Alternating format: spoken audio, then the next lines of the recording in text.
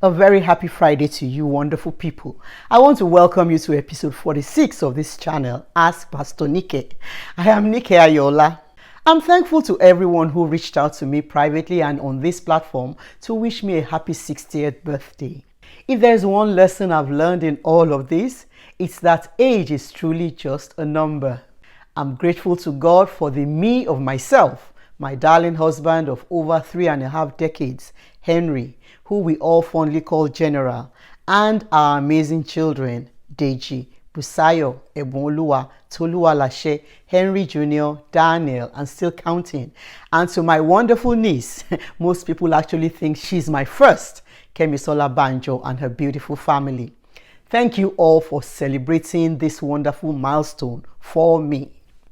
Like I promised, this episode's subject matter is an excerpt from my book, From Princess to King, A New Way to Be Woman. Now, my book is written to give what I believe is the correct perspective of God, primarily about the creation and purpose of women to both women and men, and a little portion of chapter 19, which I titled, Give Our Fathers a Chance, is what I'll be sharing in this video. And it stresses the need for the deliberate inclusion of men in the family structure, particularly for the sake of our children. I believe everyone will be blessed by this and by reading the entire book itself, I promise you. So give our fathers a chance. Mothers are the incubators and nurturers of all children. Therefore, morally and under the law, they are accepted as having the stronger links to them. From most of our experiences also, we can very easily conclude that even though they exist, only a handful of children are as close to their fathers as they are to their mothers. Now, due to this presumed closer relationship between mother and child, it becomes easy for the society, mothers including, to forget or overlook the fact that fathers are vital contributors to childhood development. Few people imagine or consider that fathers need to be advocated for, and quite often when the father's rights come up, a lot of women feel diminished or disparaged, forgetting that the father's influence is crucial to the well-rounded development of their children. Unfortunately, many fathers also underrate their own values and contributions, and with a lot of family laws and people's expectations lending credence to such wrong ideas, a lot of fathers themselves are losing sight of how important and even crucial their involvement and influence is, and how sorely the children and the society need them to thrive. Legally, it is possible for a woman to be pregnant, have and raise a child without being asked even once who or where her father's child is. Now, some statistics that I got clearly show that families are challenged and are losing the battle of raising wholesome, well-adjusted children because a father's influence and contributions have been diminished and may sometimes even be treated as non-essential. Fatherless homes account for 90% of all homeless and runaway children. Fatherless homes account for 71% of high school dropouts and 63% of suicides among the youths and children. Do we need any more proof that fathers are as needed as mothers for every family? If we must be real and down to earth with ourselves as mothers, we will admit that these children we love so much could never have existed without a 50% contribution from a man, even if all the contribution was a sperm used for the procedure of an artificial insemination. I therefore encourage mothers to give, and even if need be, create opportunities for their children to grow up with influence from their fathers. Remember that your children are the disadvantaged ones if a father's influence is absent. Mothers must allow the fathers to make the effort while deliberately including them in the children's lives.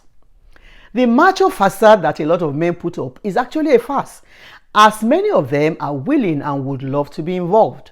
I saw a video as I was preparing for this episode about a television series titled A Million Little Things, where a concerned man was lamenting the fact that men have never been taught about the importance of being vulnerable with their male friends and speaking out about their issues. It is sad that centuries of conditioning has painted men as unemotional, and men themselves have erroneously bought into that wrong mindset as well. This is one of the reasons why some mothers have to be deliberate in including the fathers. Mothers must be careful not to transpose their relationship with the fathers of their children, especially where it has soured, onto that between the fathers and the children. Many women like to amplify the suffering and sacrifices they endured, either to garner pity or to explain why they push back against some fathers. But while such mothers may succeed in getting the pity they crave or an approval of their actions, they may in turn disadvantage their children forever when they let them miss out on the vital contribution their fathers are divinely ordained to make to their lives. We have to encourage and facilitate a good and healthy relationship between our children and their fathers without attempting to interfere, control, or disrupt that bond. Traditionally, at least in my own African culture, some women begin to acknowledge and refer to their sons as their husbands even while they are still children. Some other women call the children exclusively theirs, even to the face of the fathers, creating a wedge or a schism that such children and they themselves may pay dearly for in the future. Such actions are unhelpful to all the persons in the relationship and should, in my own opinion, be stopped.